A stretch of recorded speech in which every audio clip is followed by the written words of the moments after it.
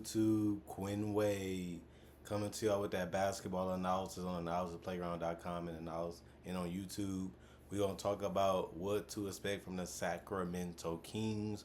They had one of the biggest moves this offseason, securing DeMar DeRozan in a sign and trade to get him a couple more years to play with the Sacramento Kings.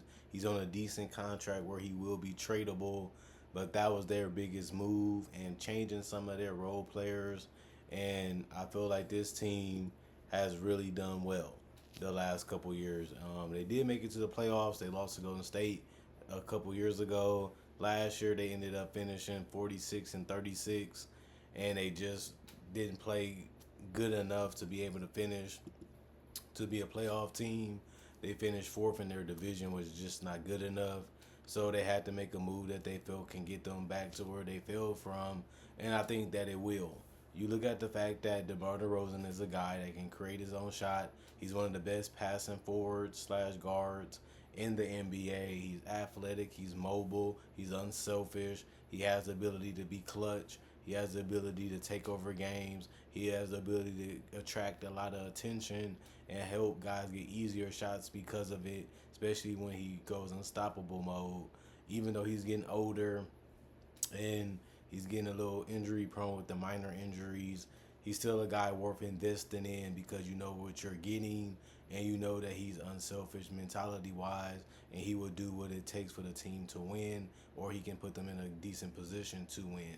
Then you look at Devin Carter. He's a guy that they ended up drafting and they like what they have gotten out of him. He's a guy that they feel has a lot of upside to be a solid player in this league. And I feel like that was a good get because you needed um, some some depth for this team and this roster, especially at the point guard position. And I feel like that was a good get because he was one of the best guards in the draft. Keon Ellis, he's also another guy that a lot of people have been talking about, and they feel like he can be a pretty good player in the future, or he can help the team currently. And you need guys that can come in and already be able to contribute. You look at Kevin Herter, this is one of their best role players. His ability to shoot the three, create his own shot a little bit, being able to get out in transition, and being able to knock down free throws, and being a catch and shoot guy. That's what they needed on his roster. He's been on his roster for a couple years, and I think he will continue to be an impactful player. And you look at Cully Jones, Kobe Jones. We'll say he's not going to play that much, and he's not going to get that much opportunity. But he is still a guy that if the injuries happen too much, eventually they're going to have to play somebody. Then we're going to see if he actually can play and see what he can really do at the NBA level. And I think that that'd be interesting. But if there are not a lot of injuries to their guards or their forwards, I don't really see them playing that many minutes. Um, then you got Alex Lynn, just a big body, mobile, athletic, can rebound a little bit, can post with one hook. He can dunk it too. I feel like he's also a solid screen setter. So I think that he's still a guy that he gives you size, give you basketball IQ, he gives you the feel for the game. Don't really give you anything crazy or amazing, and he doesn't overpower you and not the biggest scorer, but he does the little things that you need a backup center to do. We just need you to do this, we just need you to do that. Keep it simple, keep it basic, and just go out there and play hard. He can give you that for the most part, and I feel like that's it. Trey Lyles, he's also a guy that can give you switchability just because he has the size, he has the strength, he has the shooting ability, and he is a solid defender when need be. And you can put him on guys that's a little bigger and a little, more stocky, and he can hold those guys, bang with those guys, and stay in front of those guys. And I feel like that's something that they need on this roster, especially because he gives them a guy that can play pick and pop or a guy that can be catch and shoot, just like a Harrison Barnes like they had before. I think Trey Lyles just gets a bigger role on this particular team because they have DeMar DeRozan, and he's just going to have to see if he can step up and, relinquish that role and do well with it. Then you got Jalen McDaniels, an athletic body that's still learning how to contribute on a positive level. He still is a little iffy shooting wise. He's still iffy creating his own shot, but he's still athletic. He's still a solid defender, a guy that can get out in transition and score. and he is a guy that can be one of their best perimeter defenders or rotation defenders. And I feel like that's something that he still has to continue to perfect. And I think that he's solid at it. It's just that this team isn't the greatest defensively, and that's been their Achilles heel. Not having a great rim protector, not having great um, shooting ability sometimes, and just a lot of inconsistencies. And I don't think Jalen McDaniels helps with that, but I feel like he possibly can have a little bit of a redemption type of season because they have more guys that can do more things off the ball, so he can just come in and play his game, and that should be able to build his confidence. Jordan McLaughlin, I feel like he's a solid player. He's basically the best guard that they can bring in sometimes. When you're looking at, I still want to be able to keep the lead. I still want to be in the game, and I need to trust somebody when De'Aaron Fox is not playing the bulk of the minutes. Because you need somebody to come in as a backup. And I think McLaughlin is a solid player, a solid playmaker. He doesn't rush. He a guy you can't really speed up because he's more of a guy that like to set the table, and he's a guy that's not as aggressive. Sometimes you want him to be aggressive, but he just doesn't do it. But other than that, you can say Fox can do it. We just need somebody to run the offense. I think McLaughlin can do that. Malik Monk is a guy that can get hot. He's a guy that can scorch you. He can burn you if you don't pay attention to him, or you don't continue to commit to playing the whole 48 minutes or the whole 24 seconds. He can get open. He can get out in transition. He can get open, cutting to the basket too. He's athletic. He's fast. He can dunk. And this guy is just a solid contributor to this team. And he's been here for a couple years, and they like what he brings to the table. They like what he does, and they like the ceiling that he brings when he's in the lineups that they put out there. And you can't really blame them for reinvesting in Malik Monk when he shows you that he really fits in to what you're trying to do.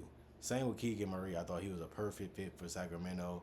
A guy that can rebound, a guy that can box out, a guy that can shoot a three, a guy that can hit a mid-range off the dribble, even if they try to, contest or close out. He's a guy that can put it on the ground and make a play, even if it's a pass. And he's a guy that knows how to camouflage and stay out the way. He's also a guy that can get out in transition because he's big, long, and athletic. It don't take him that long to get to the rim. But I feel like he's also a guy that can put the ball on the floor and dunk. And I feel like he can set screens if you need him to. And he can possibly even be a dribble handoff guy for this team in the future, depending on what they want to do. And I like the fact this guy can be quiet. He's a professional, and he really just does what the team, asks him to do. And he's a guy that can, potentially go, a little bit higher in the scoring category if need be, hopefully in the future, because they're going to need another guy to step up if they want to be a playoff team and if they want to be a team that can really be great, for years to come, because a lot of these guys are so young still that they have a young core that actually shows that, with certain additions and certain, core people you put around this team, they can be special. Then we look at Orlando Robinson. He's just going to be a big body that's going to come in, screen, rebound, and finish in the paint. Sabonis, I believe that he's going to be an all-star again this year. He has great hands, great feel for the game, great screens, great dribble handoffs. His ability to roll to the basket and hit the floater, hit the push shot, be able to dunk a little bit, be able to make some post moves on mismatches and hit them with the hook shots, being able to bump and bruise and make the opponents exhaust a lot of energy fighting and keeping up with them on the rebounds and on the offensive end of the court. He's just a guy that can do so much for your team and make so many guys on the team job a lot easier that you can't really blame them for still believing that he can possibly help them win even more games and help them make a deep playoff run. And he has shown that they could. They just got to get the role players figured out still that really mesh and really makes this team stand out a little bit more. And development and growth and chemistry is the reasons why you have to be patient with this team, as a lot of their best players are still in their 20s. And Sabonis is one of them, but you look at what he brings to the table. He does so much offensively that he's a hub, and the hub is just so active and so relentless and just so backbreaking. If you don't pay attention and you don't stay disciplined, you can get burnt by this team, and Sabonis is one of the reasons why. And then you look at their leader, De'Aaron Fox. He's fast, he's quick, swiping, no swiping, and he'll steal from you. He'll get to the basket. He'll hit you with the floater. He's confident in his mid range now. He's confident. He's confident in his 3-point shot. He feels like he's unguardable. He's unstoppable. He's an all star. He made an all NBA team before too, and he used to be the quickest player to people in the league. And he now knows how to control his speed, control his game. He's reading the game better. He's seeing the game better, and he really has become one of the best guards in the entire NBA. And you put him with DeMar DeRozan, it gives them another decision maker, it gives them another playmaker, and it gives them another guy that can get his own shot and bend the defense because he can also catch and hit shots in the mid range, and he can also dunk and finish if he needs to cut. And Fox can see that through this offense, and it's all going to be Mike Brown. How is he going to run it? It's going to be motion offense. Is it going to be cutting offense? Will it be bring the ball up with De'Aaron Fox and use his speed and quickness to open up shots for people while setting screens? So that way the offense is never really stopping the whole game. I think that the more you do and the more you continue to use your superstars for attention and let them to be able to be played off of while also using your bigs to get open shots for the role players, I think that it makes you harder to watch, harder to guard because humans, you can abuse things like that because they're not perfect. And that's something that you have to do to the best of your ability. How do I gain advantage? How do I put my team in a better situation? And as a coach, that's one thing that Mike Brown, who I met before at Summer League, is going to have to figure out. But I feel like he has done a great job as a coach, and I feel like he has done a great job with this team. And I feel like this team is going in the right direction, talent-wise. They're going in the right direction, coach-wise, and they're just going in the right direction in general. You know, they have everything you need to be a competent team. They have everything you need to be a great team. And I do believe that this team will possibly be a playoff team because they have a lot of players that's hard to stop and a lot of role players that can make shots and make plays. And they have a lot of star power, too, on this team now. And they have a lot of people that you give them the ball, they can set you up for a basket and put you in a situation where you're picking and guessing what you can and you can't do. And they just use it to a advantage and just bend the defense the way that they want them to be bent to. And then they just take advantage of it and abuse it. And this has been one of the hardest to stop teams even before they got DeMar DeRozan. Now they got another guy that can do similar things in his own way, in his own right. Now can DeMar put in some minutes and some time shooting a three ball better as a catch and shoot guy, or will he turn those down for coming off some screens to hit mid ranges, or to be able to come off the screen and be able to put the ball on the floor and get straight to the basket or make a pass? He did that in San Antonio. He did that in Chicago. And I feel like he's going to make his teammates better, which he has shown that he can do now. That's going to be huge for a team like this that sometimes struggle to get shots that's quality off or shots that they have to make off sometimes.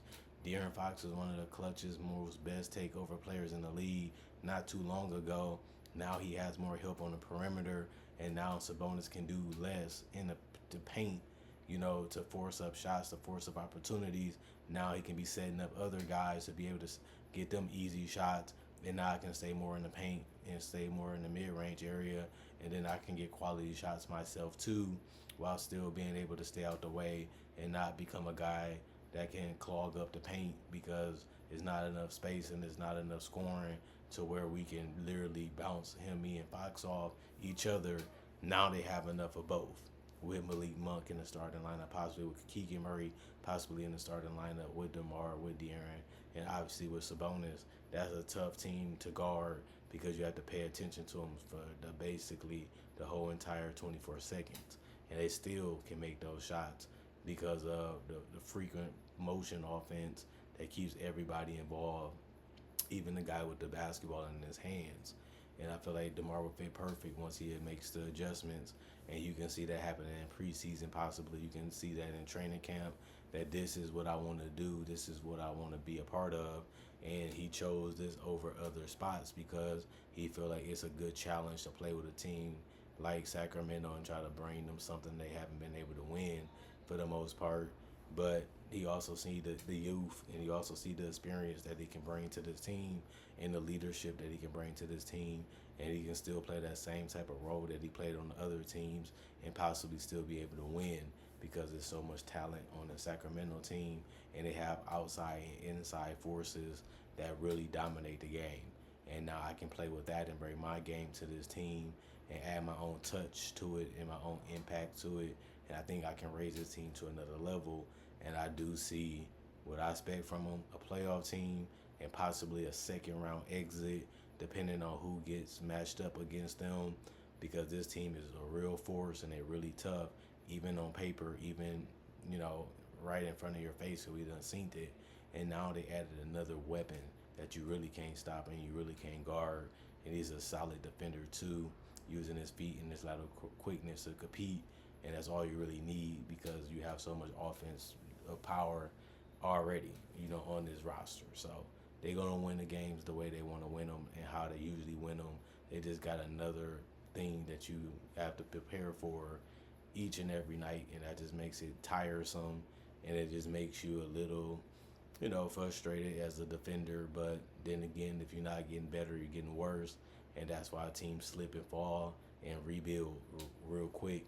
And you can't really say that about Sacramento. They're going in the right direction, like I said before. Other than that, comment, like, subscribe, share, hit the notification bell just to get analysis right away when the video comes out. You can have it right there waiting for you to watch. And if you've been new to the channel, I make videos just like this. And I also make breakdowns and tribute breakdowns to the greatest players and the current greatest players. So you want channel like that, this is the channel that upload daily and gives you variety of content when it comes to basketball. And it also is one of the most active channels in YouTube. So if you like that type of content, this is the channel for you. I will say that, and you can see by watching my videos, if you like this one, you're going to be a fan of it. And if you already been subscribed, make sure you watch some older videos. You may got busy, you may have been doing other stuff, you may not watch a couple of them, but you can always watch them in the future. So make sure you always checking back. Let me check this one out. Let me check this one out. Think I missed a couple of them. I feel you. We all get busy.